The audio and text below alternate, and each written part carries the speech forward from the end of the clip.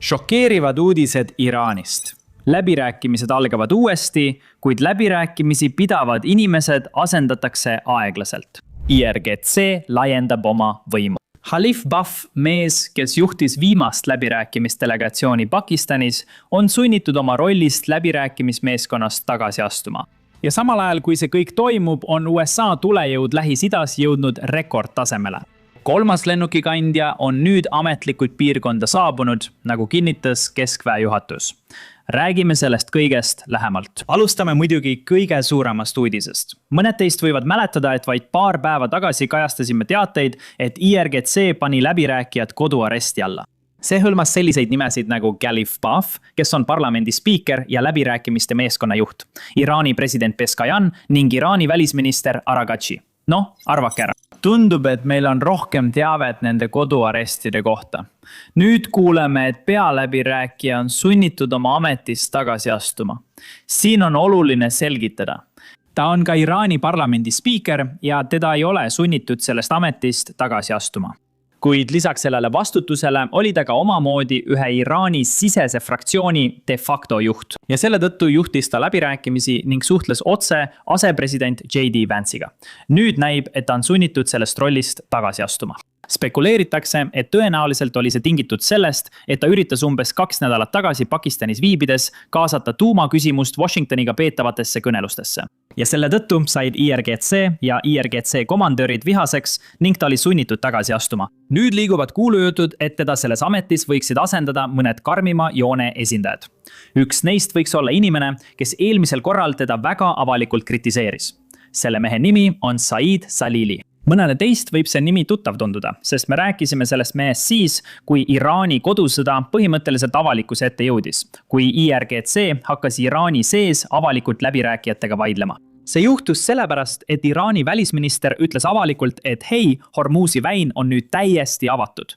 See juhtus mõned päevad tagasi. Ja kohe pärast seda säutsu, kohe pärast seda avaldust, ütles IRGC põhimõtteliselt, et kuulge, see idioot ei kontrolli väina. Hormuzi väina kontrollib IRGC. Ja tead, mis veel?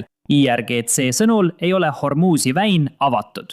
Kui see kõik toimus, siis see mees, Said Larizi, kes on IRGC poolel, ütles avalikult, et kui ülemjuht toetab läbirääkijaid, peab ta sellest avalikult teada andma. Vastasel juhul peavad IRGC sõdurid nende riigipöörde kavandajatega ise tegelema. Ta nimetas läbirääkijaid riigipöörde kavandajateks ja nimetas neid niimoodi avalikkuse ees. Nüüd, mis siin huvitav on see säuts, kus ta nimetas kõiki riigipöörde kavandajateks. See kustutati kiiresti, võib-olla tunni jooksul pärast postitamist. Aga tundub, et see sõnum või tunne Iraanis ei kadunud kuhugi. Oli palju islamirežiimi toetajaid, kes vihkasid läbirääkimisi ja me nägime neid tänavatele tulemas. Ja siis kuulsime uudistest, et läbirääkijad pandi koduaresti. Ja nüüd tundub, et mees, kes oli algusest peale läbirääkimiste vastu, võib saada läbirääkimismeeskonna liikmeks ja võib tegelikult saada Iraani esindava läbirääkimismeeskonna juhiks. Nii et see pole kindlasti hea märk läbirääkimiste jätkumiseks. Kuid siiski on selles ka häid uudiseid. Tundub, et täna saame uudiseid, et läbirääkimised hakkavad aeglaselt uuesti algama. Pärast 2 päeva pausi, 2 päevast perioodi, kus Iraan üritas aru saada, kes tegelikult riiki juhib, tundub, et mõned inimesed lendavad praegu, kui ma seda salvestan, Pakistani. Ja selle lennu eesmärk on ilmselt arutada, mis võiks olla järgmine samm. Enne kui me nende uuenduste juurde läheme, las ma räägin teile, mis toimub ülemjuhiga, sest temast pole ikka veel midagi kuulda ega näha olnud alates selle sõja algusest. On väga tõenäoline, et ta sai vigastada esimeses rünnakus, mis tappis tema isa Ali Khamenei. Aga sellest ajast peale teame, et ta on elus. Me teame, et ta valiti ülemjuhiks nende inimeste poolt, kelle tema isa võimule pani. Ja nüüd tundub, et keegi ei tea, kus ta on. New York Timesi uue raporti kohaselt tundub, et enamik Khamenei vigastusi on palju tõsisemad kui varem teatatud. Üks tema jalgadest on saanud nii tõsiselt vigastada, et sellele on viimase 2 kuu jooksul tehtud juba 3 operatsiooni. Ja hoolimata nendest operatsioonidest tundub väga-väga tõenäoline, et tal läheb vaja proteesi. Mis siin huvitav on see, et tema isal oli samuti proteeskäsi. Tema päris käsi lõhati pommirünnakus, mille režiimi vastased korraldasid Ali Khamenei vastu, kui ta oli Iraani president. See oli enne, kui temast sai ülemjuht. Ja nüüd tundub, et ka poeg peab oma jalas mingisuguse proteesiga hakkama saama. Edasi, raportis öeldakse ka, et tema nägu ja huuled on tõsiselt põletada saanud. ja see võib tähendada, et tal on kogu ülejäänud elu raskusi kõnega. Tõenäoliselt vajab ta ka plastilist operatsiooni, enne kui ta kaamera ette ilmub. Rääkides kaameratest, siis ülemjuhile ligipääs on praegu samuti äärmiselt piiratud. Peamiselt ainult tema meditsiinimeeskonnale ja loomulikult tema lähikonnale. Sellel on mitu põhjust, kuid peamine on see, et Iraan ei taha, et teised inimesed saaksid teada, kus ta viibib. Täpsemalt öeldes ei taha Iraan, et Iisraeli allikad sellest teada saaksid. Nüüd me teame sellest raportist, et Iraani president, kes on välja õppinud kirurg ja ma arvan, et ta on välja õppinud südamekirurg, on osa meditsiinimeeskonnast, kes hoolitseb ülemjuhi eest koos riigi tervishoiuministriga. Väljaspool seda ringi ei saa keegi külastada ega näha ülemjuhti, ükskõik kus teda ka ei hoitaks. Nüüd, rääkides sellest siseringist, siis see on tegelikult väga tähtis positsioon või ma arvan, et tähtis organisatsioon.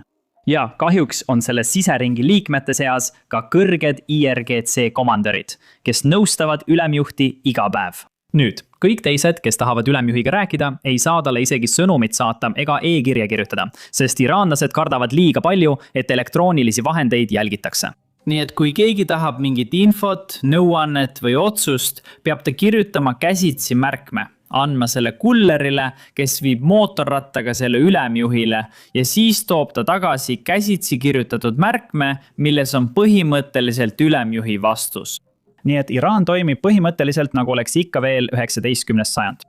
Raport ütleb ka, et ülemjuht on selge mõistusega, mis tähendab, et ta suudab otsuseid teha isegi siis, kui ta on füüsiliselt vigastatud. Füüsiliselt ei saa ta palju liikuda, kuid vaimselt suudab ta riiki endiselt juhtida. Kuid sellest hoolimata ei tee ta tegelikult ühtegi otsust üksi. Siin jõuamegi tagasi siseringi juurde. Ta tegutseb pigem nagu juhatuse esimees ja sisering on sisuliselt juhatuse liikmed, inimesed, kes talle nõu annavad. Kuid päeva lõpuks on kõigil oma hääl. Ja kui nad hääletavad üksmeelselt mõne küsimuse üle, siis tehakse otsus ja see saadetakse inimestele, kes seda otsust ootavad. Nii et ma arvan, et nüüd, kui läbirääkimised uuesti algavad, võib-olla on ülemjuht selle taga. Või siis on läbirääkijatel mõned punased jooned, millest nad ei saa üle astuda. See tähendab, et isegi kui ülemjuht on andnud loa läbirääkimisteks, ütleb ta, et ärge rääkige näiteks kuulsast väinast või ärge tehke uraaniga seotud järeleandmisi. Muidugi me ei tea täpseid üksikasju, ma lihtsalt spekuleerin, aga kui läbirääkimised edasi liiguvad, saame teada, millised on Iraani punased jooned ja me võime tõenäoliselt eeldada, et need punased jooned tulevad otse ülemjuhilt. Räägime nüüd uuendustest, mis meil läbirääkimiste kohta on. Tundub, et Iraani välisminister lendab Pakistani, kui ma seda reede hommikul salvestan. Enne kui läheme detailidesse, tuletan kõigile kiiresti meelde, et vajutage allpool tellimisnuppu. See tõesti aitab meid ja võimaldab meil jätkata selle sisu loomist, mis teile meeldib ja mida te harivaks peate. Nüüd liigume edasi värskenduste juurde. Iraani välisminister Abbas Araghchi peaks täna õhtul koos väikese delegatsiooniga Islamabadi saabuma. See teave pärineb Pakistani ja Iraani allikatest. Pakistani vahendajad ootavad, et Ameerika Ühendriikide ja Iraani vahel toimub teine kõneluste voor, kuid neil pole selgust, millal see täpselt aset leiab. See tähendab, et Iraani välisministri praegune reis ei hõlma kohtumist Ameerika Ühendriikidega. Ta kohtub ainult pakistanlaste ja veel mõne teise riigi esindajatega, mis võib teilegi üllatusena tulla, sest ausalt öeldes olin ma ise ka üllatunud, kui seda nägin. Siin on välisminister Araghchi otsene avaldus. Alustame oma õigeaegset ringreisi Islamabadi, Muscati ja Moskvasse. Muscat on Omaani pealinn. Omaan oli see riik, mis oli vahendaja enne sõja algust. Kogu selle aja on Omaan olnud pigem Iraani poolel ja just sellepärast ei kasutanud Ameerika Ühendriigid neid enam vahendajatena, sest Marwan mängis tõenäoliselt rolli läbirääkimiste nurjumises. Aga siiski on huvitav, et ta nüüd läheb Omaani ja Venemaale. Vaatame, miks see nii võiks olla. Loomulikult ütleb ta avalikult, et see on ainult piirkondlikel põhjustel. Me ei hakka Ameerika Ühendriikidest rääkima. Vähemalt see on sõnum, mida ta üritab anda, jättes Ameerika Ühendriigid selles säutsus mainimata. Loomulikult arvan ma, et kõik saavad aru, miks ta Pakistani läheb.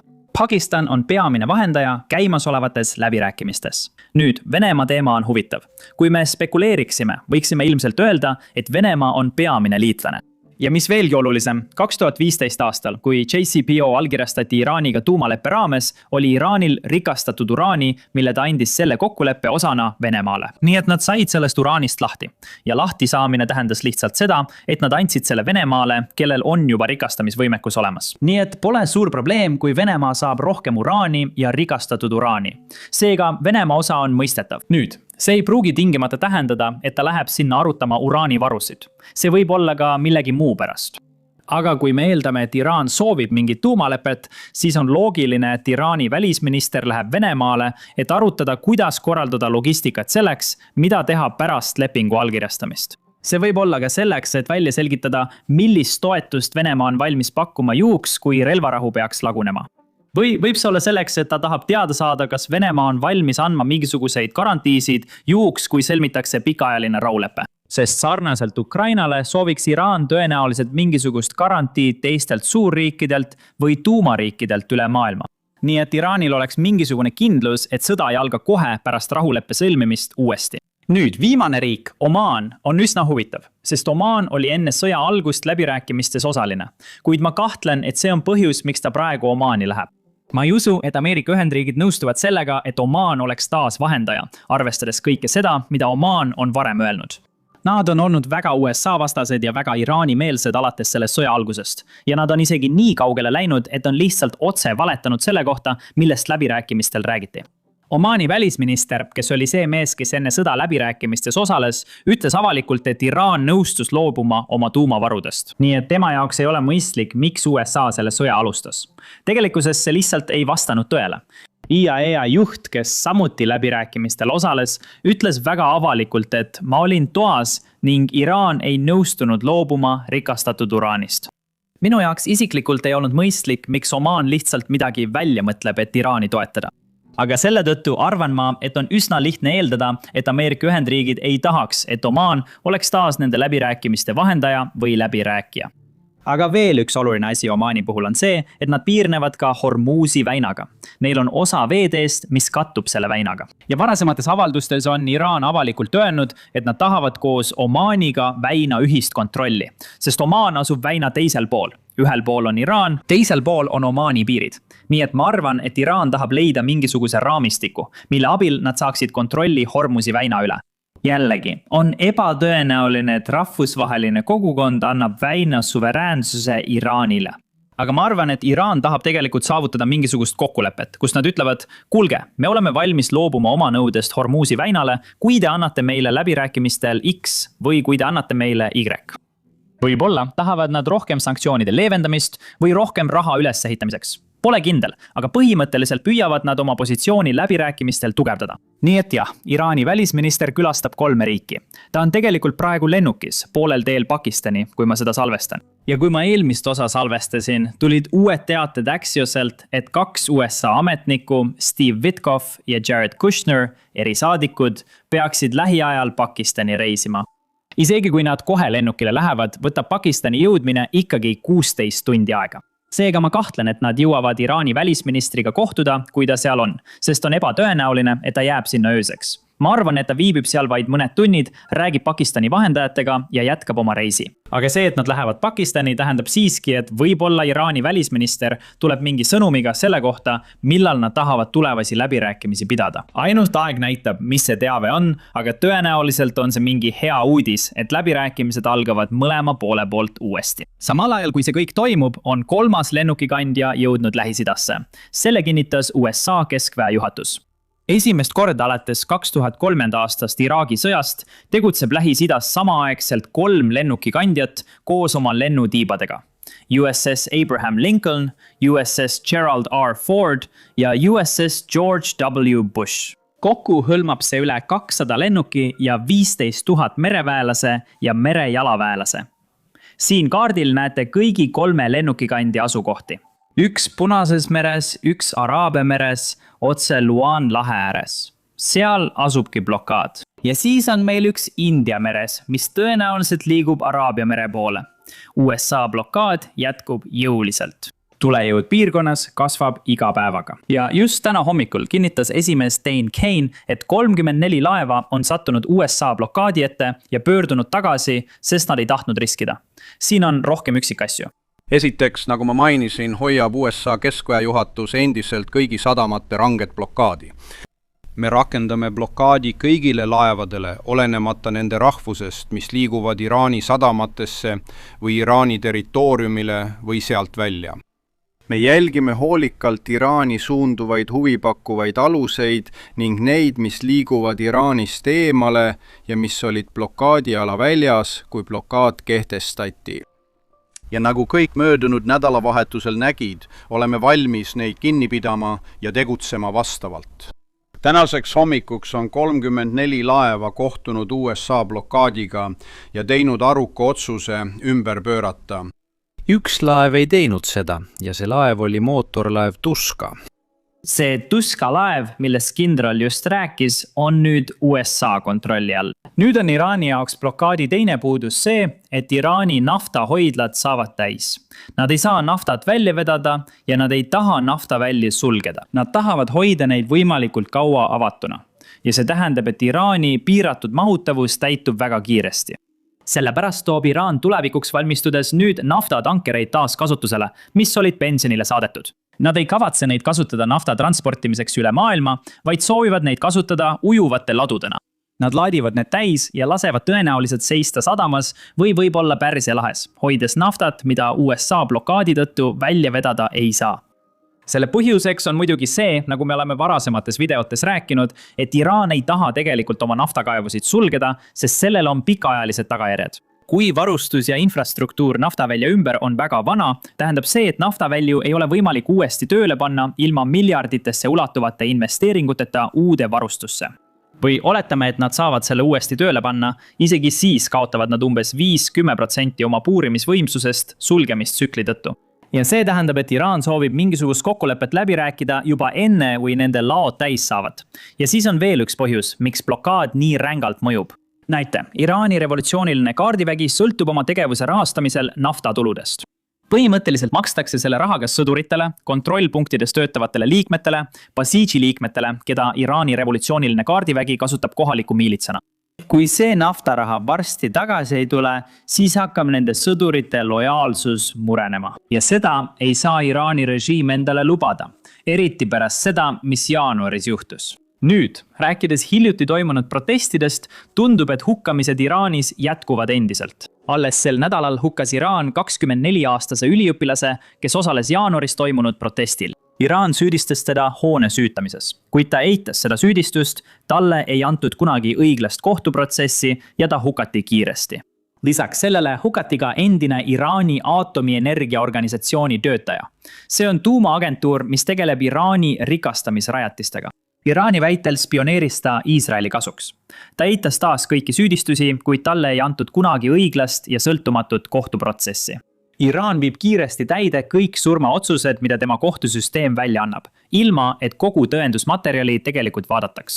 Et mõista, miks Iraan praegu nii käitub, peame tagasi minema ja vaatama, kuidas Iraan jõudis sinna, kus ta täna on. See ei tähenda ainult tagasiminekut aastasse 1979, kui toimus islamirevolutsioon. Tegelikult peame minema veelgi kaugemale tagasi, kui 19. sajandil valitses Iraanis Karjari dünastia ja vaatama, kuidas tollase valitseva klassi otsused mõjutavad Iraani tänaseni.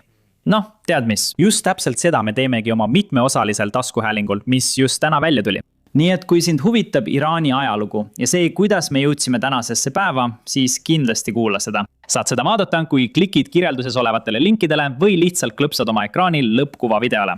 Põhimõtteliselt videole, mis on sinu ekraanil.